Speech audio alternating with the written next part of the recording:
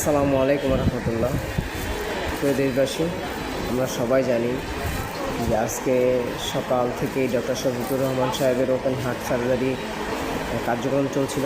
তো ইনশাল্লাহ সম্ভবত দুপুর 1:15টার দিকে ওনার ওপেন সার্জারি সম্পন্ন হয়। আলহামদুলিল্লাহ সফলভাবে সম্পন্ন হয়। এখন উনি আইসিইউতে আছেন। সবাই ওনার জন্য দোয়া করবেন যেন ইনশাআল্লাহ উনি খুব দ্রুত সুস্থ হয়ে আমাদের মাঝে ফিরে আসতে পারেন। রব্বুল আলামিন যেন ওনাকে আমাদের মাঝে আবার ফিরিয়ে দেন। আমরা সকলে সেই দোয়াই করি, কারণ ওনার মতন একজন ব্যক্তি এবং রাজনীতিবিদ আমাদের খুবই প্রয়োজন। ওনার মতন একজন দেশপ্রেমী নেতা আমাদের দেশে খুবই প্রয়োজন, কারণ ওনাকে যদি আমরা হারিয়ে ফেলি তাহলে এই মুহূর্তে আমাদের দেশের জন্য অনেক বড় একটা সংকটময় সময় তৈরি হবে।